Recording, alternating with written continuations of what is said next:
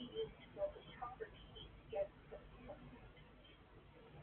case investigators begin running DNA through Canada's national database in hopes of finding Dennis Joseph Colby's killer. First thing is run all fingerprints through the system, make sure they're on the database, and compare them out. There may have been somebody that had never been fingerprinted back until year 2000 and never compared. So that's the first step. Second step was look at any evidence, either submit it for the first time or resubmit it to the Center for Forensic Science for a new DNA analysis to see if they can glean anything new from what they couldn't before, or if it's never been there, try and obtain a DNA profile from evidence that is, again, related to the crime. Cold case detectives know the chances of McCarthy's DNA ending up Joseph Colby's crime scene is low, but it's still worth knowing. A number of items from the crime scene that got put on the list that we're waiting and waiting. Which McCarthy's DNA is not found in the evidence submitted. It never came up. He wasn't known to any of the cold case victims that we had. So the possibility would only come in terms of if there was DNA evidence that was going to link him to those crimes. But investigators are still hopeful that a match will be found. On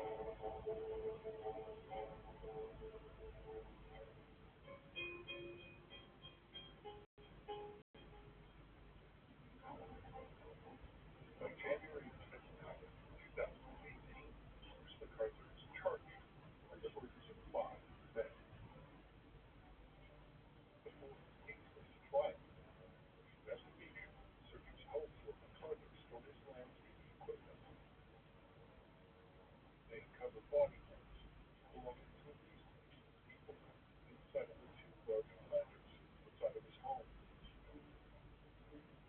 These detectives are identified as Scamaroni and Neverendo.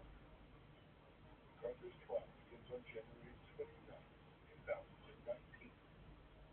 He is charged with 8 counts of first-degree murder. McArthur pleads guilty to all 8 counts of murder. He's sentenced to life in prison with no possibility of parole for 25 years. The serial killer who targets gay men was taken off the streets, and more than that, was the first step in his repairing the strained relationship with the community.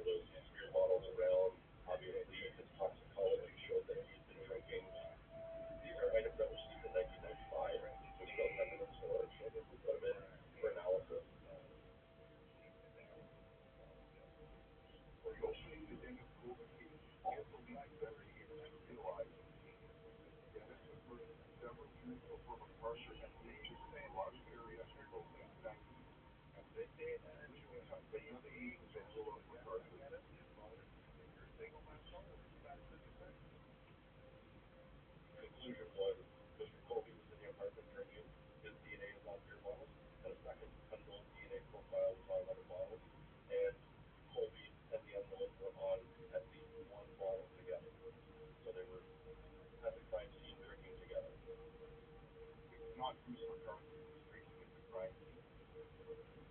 There are other potential matches in the databank, so it's not necessarily a dead end. More than 23 years after Dennis Joseph Colby's death, his kit is finally identified. It was exciting. Very quickly we found out that that unknown DNA profile belonged to someone that was at the point deceased. The kit was identified as a drifter, dead in 2015. Because of his death, his name was never released to the public. He's 26, so he was a young male. Fit the description of the male that was seen coming and going from Mr. Colby's house. He was living on the street. He was, flopping on people's couches, living where he could. Alcohol and drugs were related to him. He had a history of violence towards both men and women in domestic situations, and he fit the description in a composite sketch that was done at the time. He actually looked like that same person as well. In April of 2019, Dennis's family was told about the circumstances of his murder and that his case is finally closed. If not for so many cold cases being reopened during the McCarthy investigation, and the ever-growing DNA database Canadian law enforcement continues to grow, Dennis Joseph Colby's case was almost unsolved. There's justice for Dennis Colby and some sense of closure. I call it resolved because we don't bring him to trial. But yes, it's essentially solved, and we close that case. It's done, and all the legal is responsible.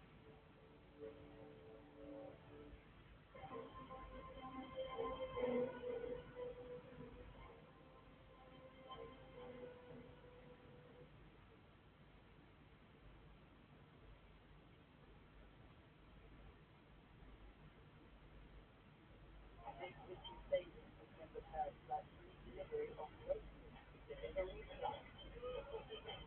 Now, just for legal paper. Got an incredible show tonight.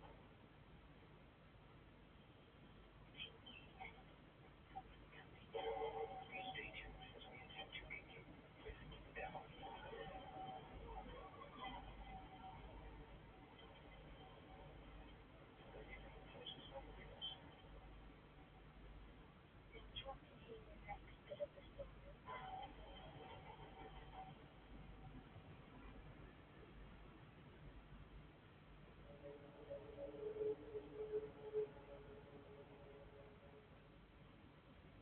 She was supposed to be a friend to go play outside after school. But where was Christine Jessup? Hands under. Worst part is not knowing. A nation was gripped by her disappearance. They were convinced they had the right person at the time, and that's what they went with. Fiber analysis is not a precise measuring tool. There's a greater risk of misinterpretation.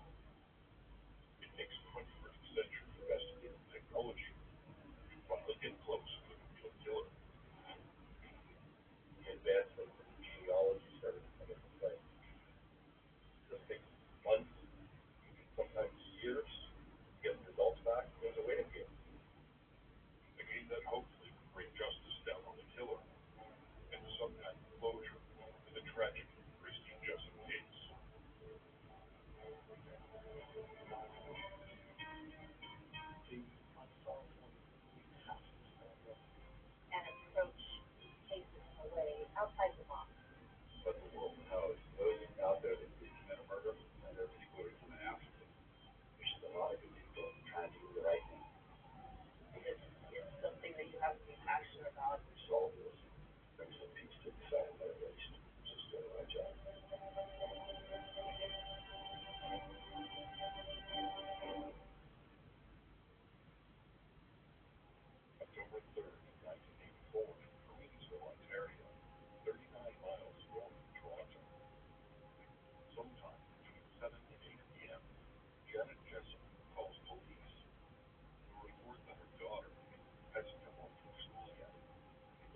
Vegas Amber Alerts 1984. Young Christine Jessup disappears from her home in the largest city in Canada. Search for her grabs the attention of the country. Peatfield, Ontario, Canada. This sleepy village, an hour's drive north of Toronto, is home to about 400 people. The early 80s, kids get more freedom. Parents let them go free, stay outside, come home when you're ready, play in a local cemetery. Janet Jessup and her son Kenny return home from visiting Bob Jessup, who is in jail for misappropriating funds from elderly friends of the family. Jeanette Jessup and her son Kenny, they expect to see Christine there.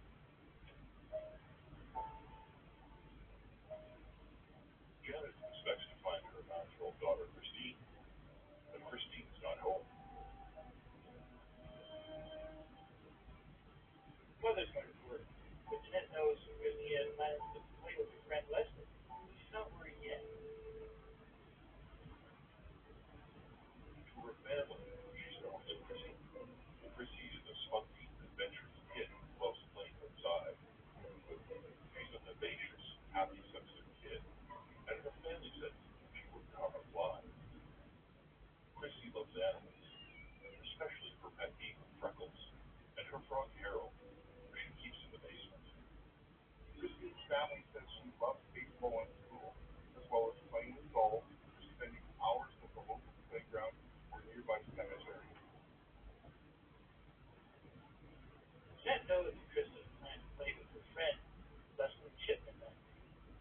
But as time goes by, she calls her parents, finds that she never met with them. Police put to piece together a timeline of the hours leading up to Janet's phone call. Christine gets off the school bus with a plan to meet her friend Leslie at the nearby park around 4 o'clock. It's an exciting day for Christine because the music teacher has handed out recorders, something she can show off to her friends and family. She leaves her backpack, along with the household mail, on the kitchen counter.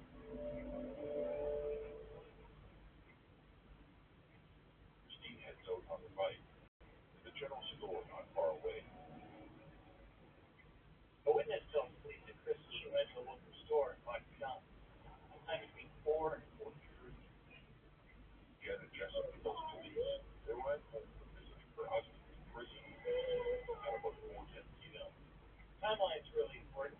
There are overlaps. Christine is really close, where she belongs on. Every minute counts. People are guessing what time they did or saw her. Christine gets off the bus.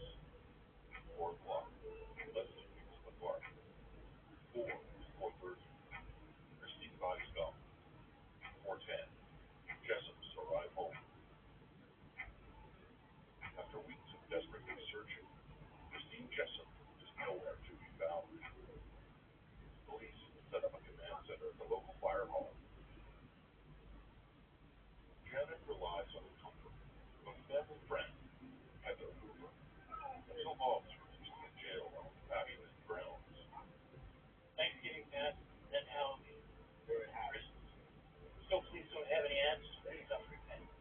The first part is not knowing is what it is. Pain. Uninjured. An hour's drive away, and months later, the answer no one wants to know is discovered.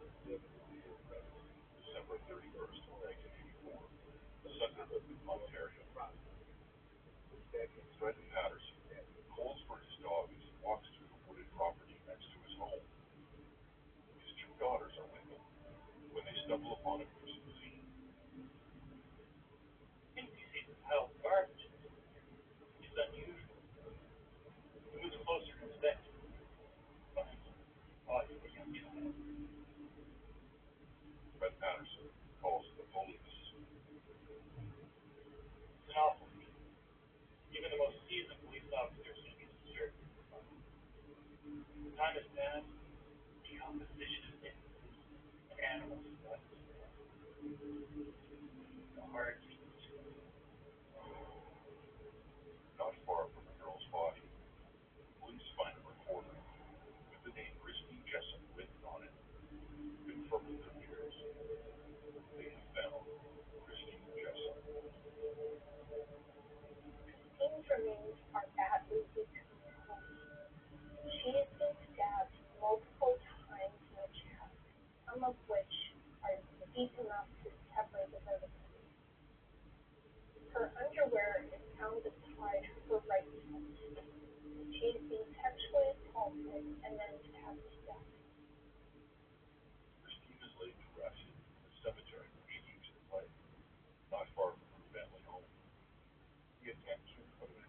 nation is bearing down on them.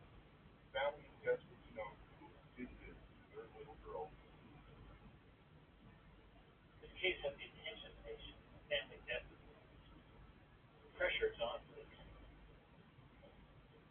Police are going to use every tool at their disposal to find the killer, especially if there's a chance of police shooting. Material clues and assistance from their southern neighbors at the FBI, who sent criminal profilers north to help develop a possible profile for the man they're after. At the same time, they employ the best forensic tools that they have available. In 1985, the cutting-edge forensic technology used the study of trace evidence, fibers from fabric, and odors.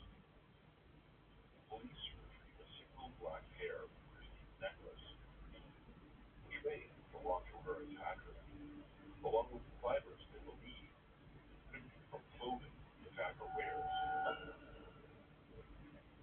Law enforcement would have collected all of the clothing and a plastic recorder found at the scene. They would also have the autopsy results combined with numerous interviews and an FBI profile to be developed. The profile, created by the FBI with all the information provided to them by the regional police, describes a man who is young, who be known to Christine, so she could trust him enough to go with them. A person who may have had personal problems, which knew it was an opportunity to take Christine while there was no one home. The profile suggests this person may have already spoken with police and possibly helped in the search to look like they are cooperating with much suspicion of themselves. Investigators see a man who may fit the FBI profile in some way, with pressure on the police. The suspect emerges. A man who lives just next door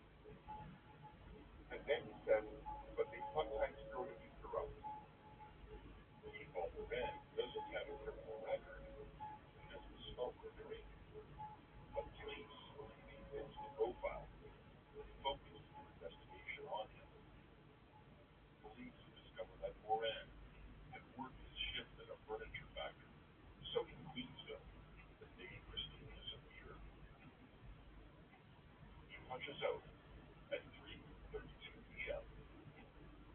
Police determined that the soonest Yvonne Moran would have been in Queensville is 4:14 p.m. This doesn't quite fit the timeline police established, but it is close. Police go back to the Jessups to confirm they returned home at 4:10. After talking it over with police, the Jessups changed the timing to a general range that makes sense to police. All those timelines came into place when they were looking at persons of interest or suspects to try and determine why that location and whether or not it fit a timeline. Yvonne Moran fit their profile. Read their timeline, he had number 10.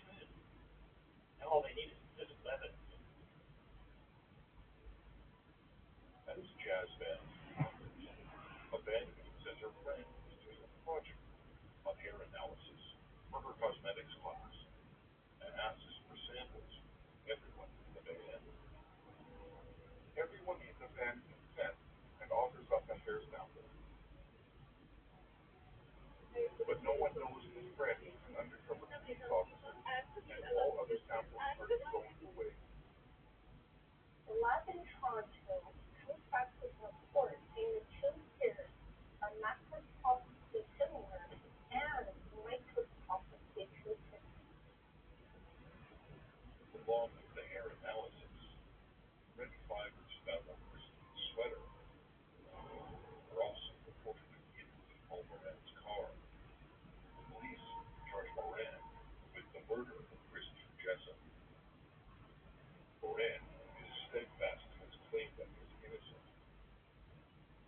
The defense says that Paul Moran didn't get home to Queensville until well after 5 p.m. on the day of her disappearance.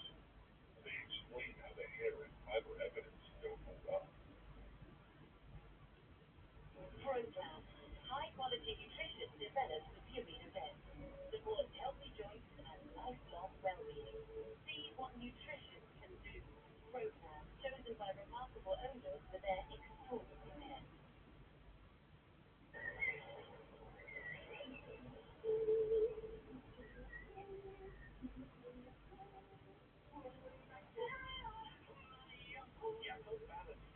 With friendly bacteria and contains vitamin D, energy and muscle cell healthy, which are not your big difference.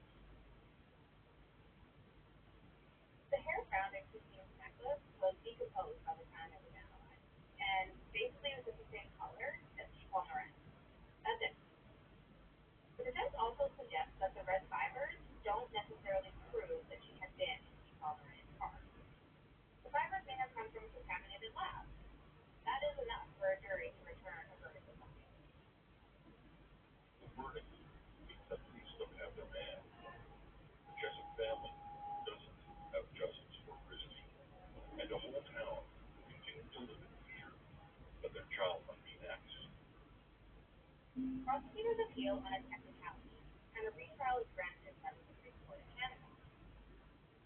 At the second trial, Christine's mother Janet says that after Christine's funeral, she and several others hear a man's voice screaming. She says the voice belongs to Paul Moran. This time, the trial lasts 9 months, with more witnesses saying that Moran acted in a guilty manner, all while using the same physical evidence. This time, Paul Moran is found guilty of first-degree murder. Finally, law enforcement delivers a guilty verdict for Christine Jessup. The law enforcement did all they can to convict Yvonne Moran, but they and the public at large have a sneaking suspicion that Yvonne Moran did nothing. What you have is statements from people. They didn't have video back then. They didn't have DNA. They didn't have any other fingerprints or anything like that. They had basically circumstantial evidence. The hair, the timeline, the proximity where Christine lived, himself, the way he presented in the interview, the answers he gave. You combine all that together, and then he gave the view advent of DNA technology could confirm that they've got their killer, or could it lead them down a whole new road?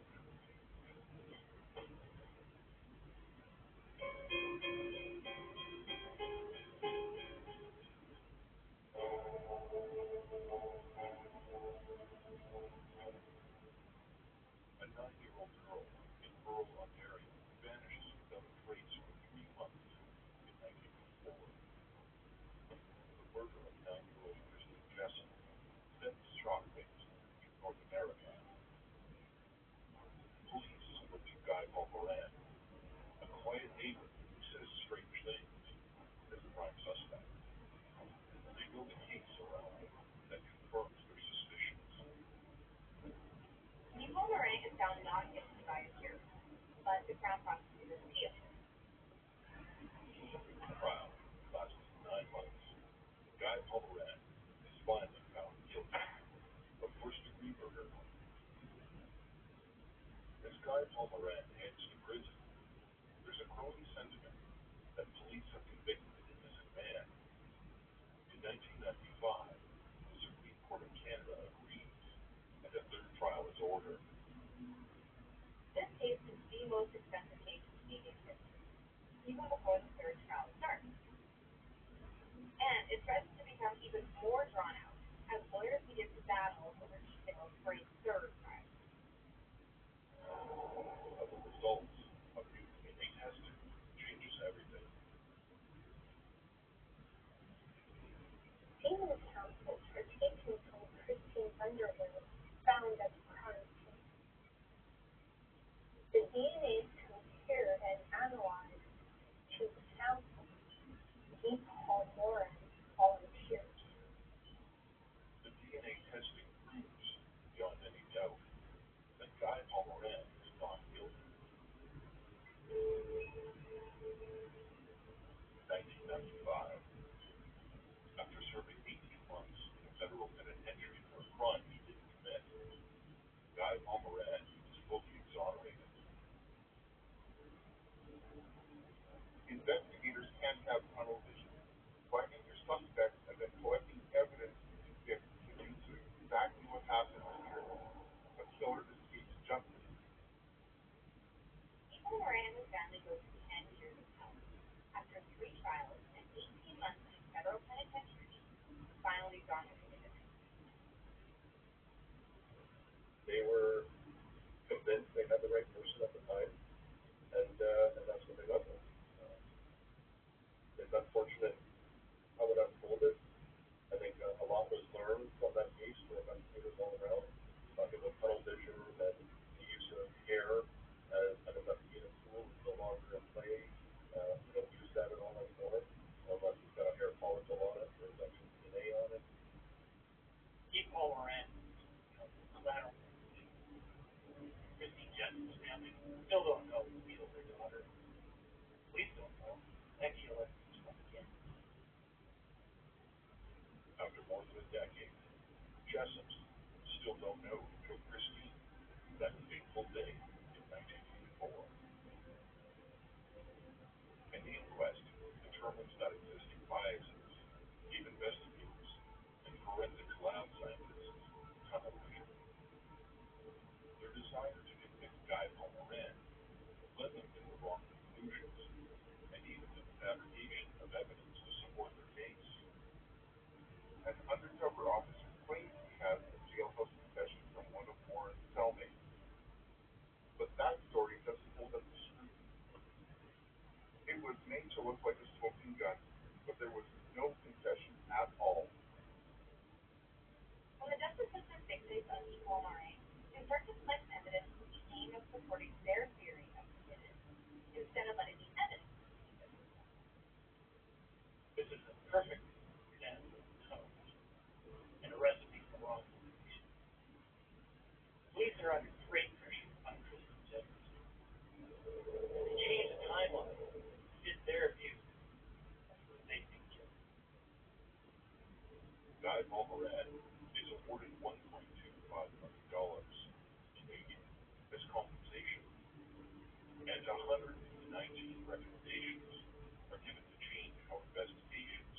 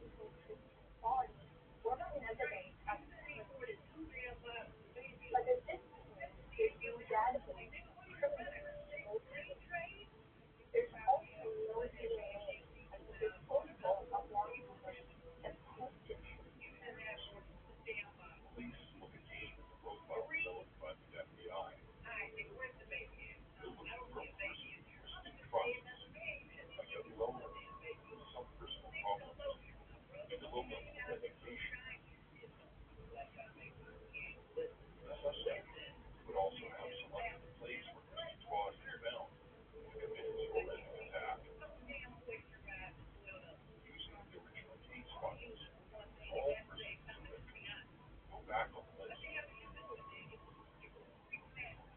A local team worked in the graveyard for recent blade, and they took the final tendencies. A local mechanic was found struggling inside of the van, just years after his last paycheck. A neighborhood youth shared the night. One by one, these birds fought. Wherever possible, DNA samples are taken and compared to DNA from the community, and suspects are eliminated. Samples are taken from more than 300 people. Each of them are eliminated from suspicion through DNA testing. DNA science is very precise and reliable. If you can't find a match, all you can do is wait for more samples to be submitted to that database in order for that feature to occur. The case goes cold for another 20 years. Bacteria causes plaque in your mouth when you're on the gunman. Try new Colgate Total Bacteria. Its precision foam technology helps dissolve and lift away garden-harming plaque 3 times more effectively. A whole mouth experience protection. New Colgate Total Bacteria with the #1 brand recommended by business.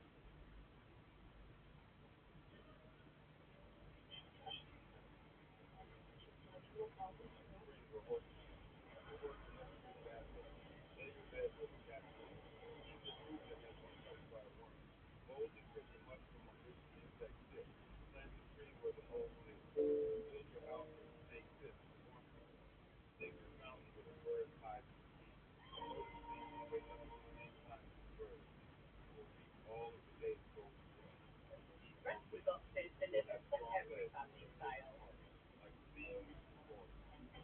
Hello Anderson. Hello Steve.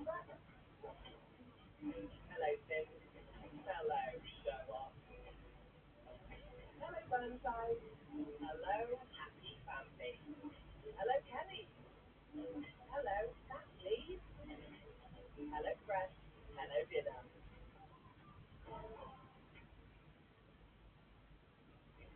2020. Another advance in technology leads police to a man who had been known as Jesus all along.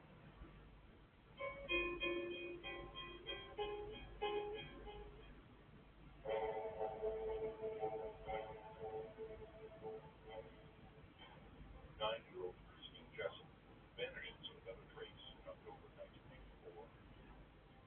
3 months later, her body is discovered. She is the victim of a vicious sexual assault and murder. Tunnel vision is pressure from inside you. That's what happens when you get places.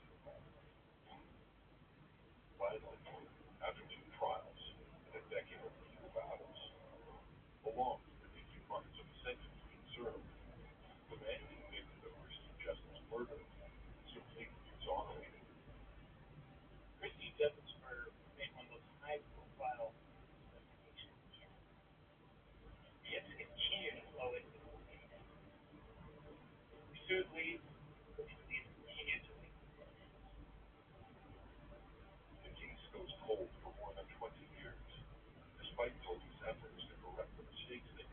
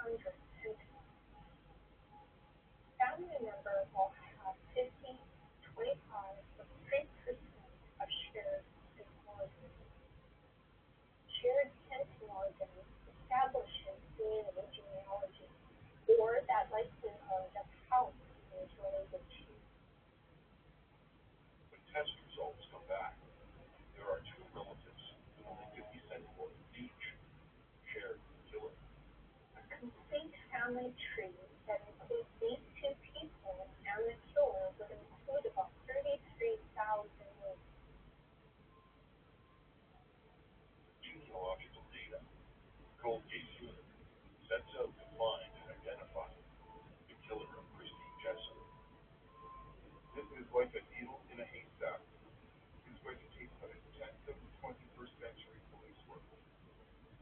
A member of the force, known only as James, Sesame, working separate from detectives, he enlists the help of retired police officers with an interest in genealogy to help him trace the lineage. The cold case unit deliberately keeps James and his team separate from the case. He was a police officer, lived Toronto, he knew the case. He was working on his own time with genealogy and had an interest in this type of work. So it was a natural fit for him to assist us. It is an art form because you have to actually study the lineage of people and, first cousin, second cousin, third cousin, twice removed from the mother's side on the father's side, and, all that stuff. It's not a straight line. It's like a tree, really. A lot of research and, trying to figure out where that line goes and then who it might be. It could be the son of this person, it could be this person, it could be the grandson of this person, this person, this person. They can give you a range of people that it may be. And then what you have to do as the investigator is you have to go out, you have to find those people and go and somehow get their DNA and check it against your unknown DNA set. Over the course of 8 months, James' team works with the Texas lab to whittle down the possibilities until they get somewhat close. They discovered the great-great-grandfather of the Pope, a man who lived in Ontario named Henry Who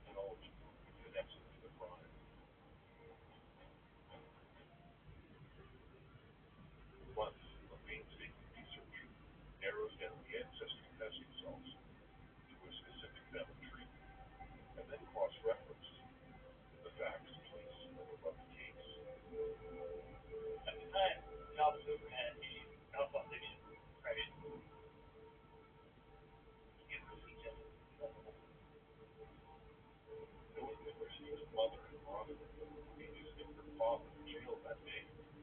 Calvin gets Christian to come with him. Police then discovered Calvin Hoover was a friend not far from where Christine's body was found. It's likely that Calvin would be familiar with the area because of his dealings with his friends. Police can only speculate where Christine was abducted from and the sequence of events afterwards. They do know that, at some point, Hillary Christine crossed paths on that fateful day. But Calvin Hoover escapes justice, never to be arrested for Christine's murder. In 2015, Calvin Hoover dies by suicide. No one can say for sure why Calvin Hoover was clearly troubled.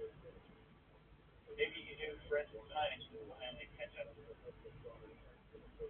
Maybe he knew someone in his family was doing some type of ancestral things and realized that that could be, that could be coming to an end and it weighed on him. And so that was an easy way out. Never to be able to answer the questions that we all have about this case and how it happened and the timeline of things and why, and we'll never know. The cold case unit requires two vials of Calvin Hoover's blood and uses it to confirm the genetic genealogy. He was not a national DNA database. He hasn't been convicted of any crimes that would have led to a DNA sample being on the database. But when he committed suicide, there was an autopsy, and for some reason, the coroner's office still had access to the sample but not doing the autopsy of him when he died. So there still was a sample of his DNA in the coroner's office. After the blood test, the police realized the odds of Calvin Hoover not being their killer is 1 in 3 trillion. Though he is never arrested, police inform the public they finally know who killed Christine Jessup. As forensic science evolves and changes, so does the investigation into Christine's murder. Fiber analysis, unlike fingerprints and DNA analysis, is not a precise measuring tool. There's a greater risk of misinterpretation of the results. Therefore, it led to the wrong man we call Warren. Then this breakthrough of DNA finally sets him free. And our latest breakthrough in forensic science, the use of genealogy and ancestry, leads police to the real killer of Christine Jessup.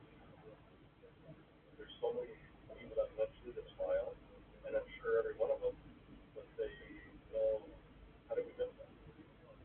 His name was in there. We knew it. And, I think about the investigators, the original investigators, and their motivation behind solving it was wanting to solve it with much miracle. But, end result, even though it took this long, I think this case is pretty much a legacy case for a lot of people. And it will continue to be, especially here in Canada, this is pretty much the launch pad for this new investigative technique to be used on other cases. The Jessup family, knowing that a family friend is the killer, brings closure of little solace. And a message from an old neighbor who was initially dragged into the public eye. Guy Paul Moran, lived in seclusion, sends a message to the Jessups through his lawyer after the Calvin Hoover press conference. Moran says he is relieved that the Jessups finally have this closure. When DNA exonerated him in January of 1995, I was sure that one day DNA will reveal the killer, and now it has. Having the knowledge of who killed Christine doesn't bring me back. However, law enforcement finally But a question still remains for cold case investigators in Ontario. If Calvin Hoover murders Christine Jessup in 1984, gets away with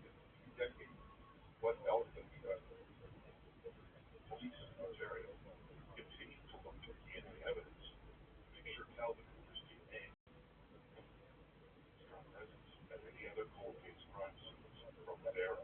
Could he possibly be responsible for more? Yes. I would say not any of the ones that are currently known, because we would have had that connection.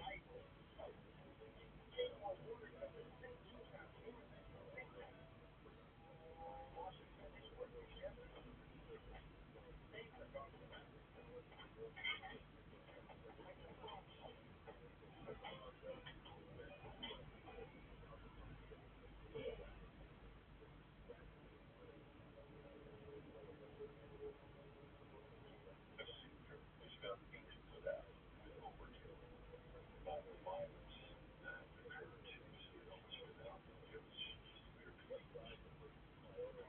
If she has no enemy, why did this murder look personal?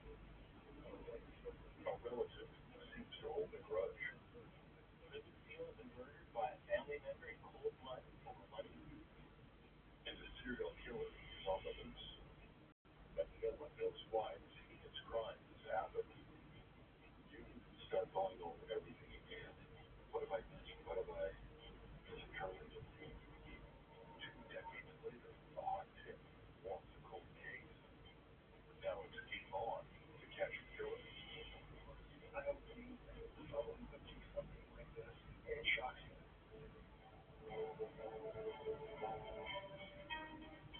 The unsolvable police officer And approach takes it in a way outside the box. But the open house, those out there that believe in a murder, and they're the people that are coming after them. Which is a lot of people trying to do the right thing. It's something that you have to be passionate about. Which is all it is. Brings some peace to the side of my waist. It's just doing my job.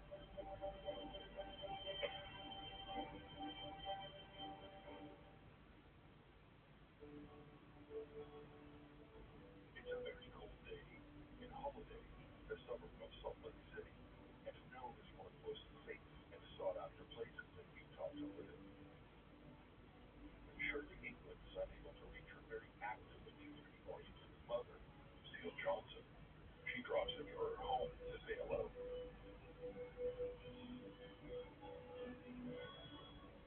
Her mom's a very busy senior. It's more common than not that Lucille Johnson will be very far from her phone. Shirley England sees very quickly that nothing's wrong. Lucille is lying at the end of the main floor hallway in a pool of blood. A pillow over her face. Blood splattered around her head. England's first thought is that her mother has been hemorrhaging, holding the pillow to her face to absorb the blood, and on her way to the bathroom she passes out. She calls 911, and they suggest CPR, but it's clear to Shirley that her mother is dead. But when she tells the operator there was a pillow over her mother's face, Shirley England is shocked when the operator asks, "Are you alone in the house?" That's when she knows that her mother has been murdered, and she couldn't be alone with the killer.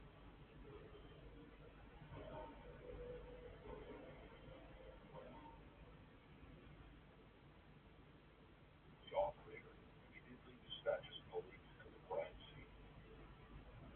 So I was off and got a call that there was a dead body. Looks suspicious. Patrol officers have already cleared the house. When lead detective Ben Glassick arrives,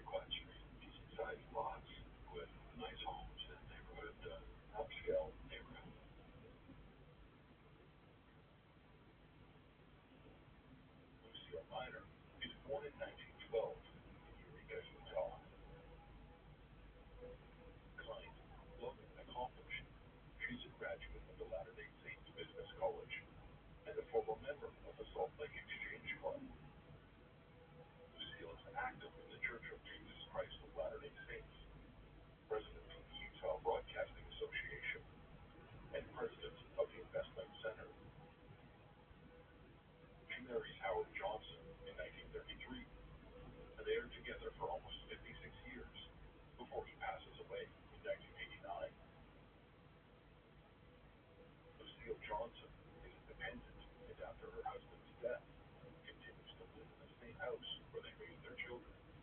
She keeps in close contact with their children, Nadine and Jerry Johnson. In the summer months, Lucille is up by 6 a.m. working in her garden. She spends her days caring for elderly neighbors or anyone else in need. Her grandchildren take a high priority. She keeps toys stored in the house for when they visit. Lucille Johnson's healthy. She still drives. She runs all her own errands. She shares interests in genealogy with her nephew. They work on family projects together. Spends a lot of time in the family home. Lucille has helped him financially for several years. But the week before her murder, Lucille tells him she is tired of constantly being expected to contribute financially, and she is going to start cutting back on support.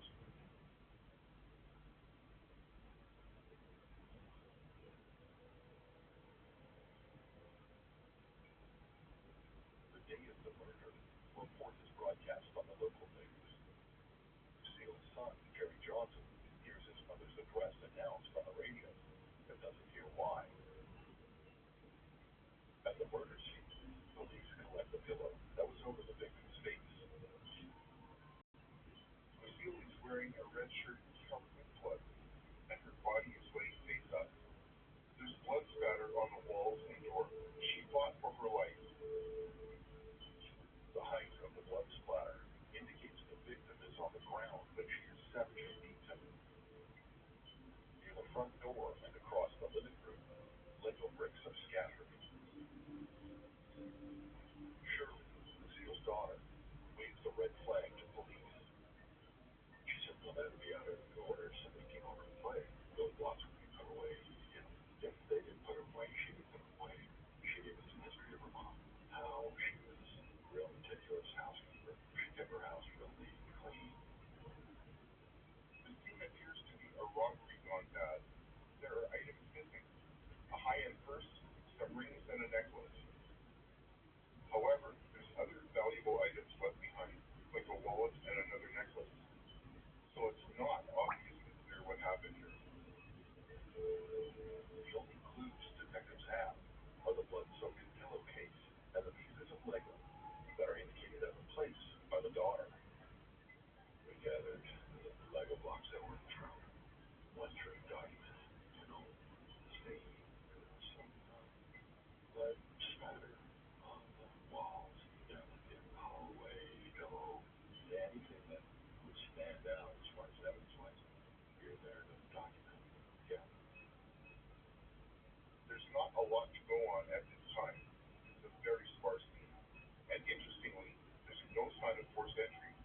Lucille clearly opens the door willingly to someone. You had your front door, and then you had a strong door that went on it. It had a latch on it. She would keep that locked. There were some Lego blocks out in the driveway. We gathered those.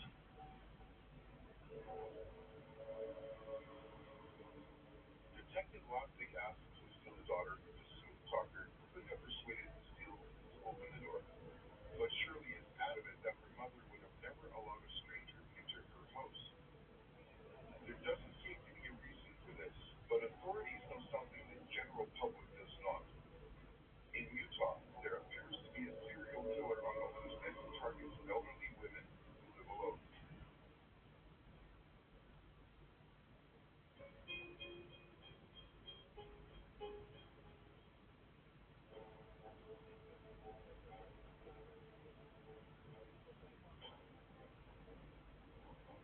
An active senior citizen is brutally murdered in her own home.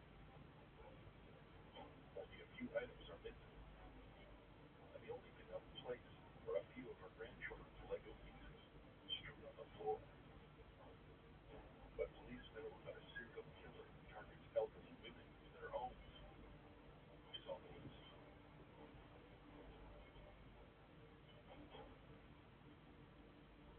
Lucille Johnson is the ninth elderly woman to be murdered in Salt Lake City over a 10-year span between 1982 and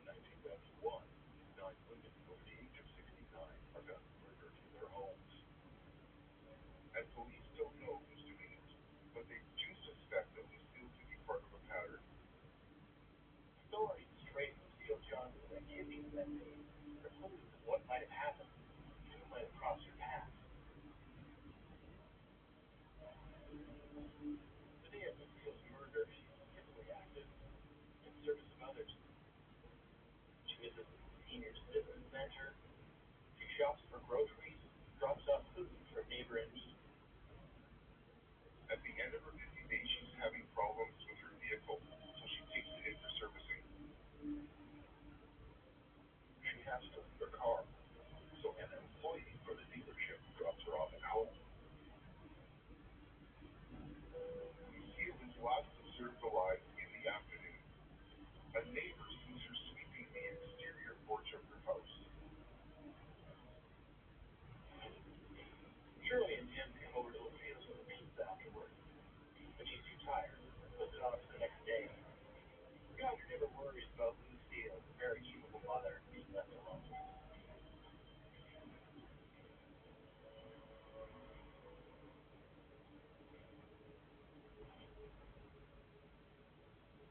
The victim sustains a vicious attack. There are 24 rib fractures, and her sternum is broken. There was a lot of beating to the head, chest. There was a bloody footprint on her chest, where she was stomped on the chest. And when we got her up in the end, medically sent off, she died from blunt force trauma, just a severe beating. There are injuries on the front, back, and side of her head. 2 of the lacerations on the head penetrate the skull. Those injuries suggest the use of a bat or a stick. Killing is excessively brutal given Lucille's petite size at that stage. This degree of violence suggests anger, revenge, and killing, but personal. The autopsy made clear that the victim fights back. Fingernail clippings are taken and preserved, in case Lucille managed to scratch her attacker. The lone widow woman lived by herself in the house. How is she going to get the other guy all out of the fight?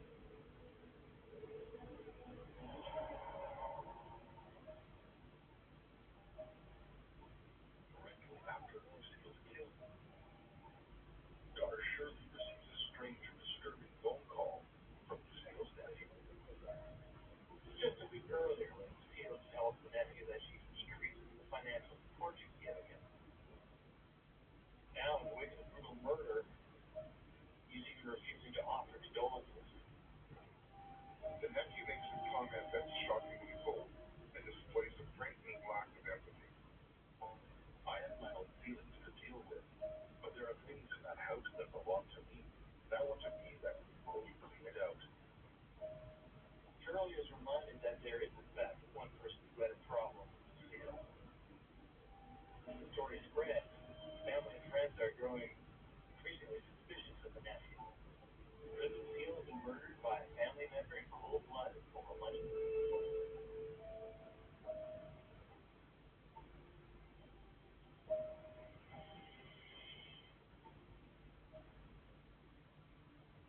At the funeral, Shirley is hoping that her suspicions are unfounded.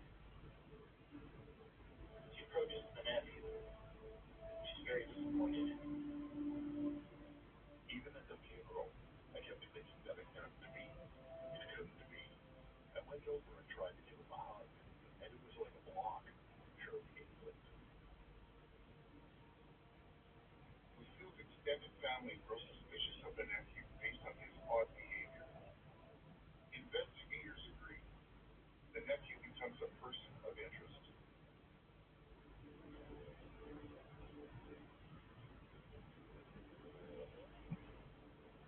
Lucille Johnson is laid to rest at a memorial park in East Milford, Utah. And her nephew is taken by police to be interviewed.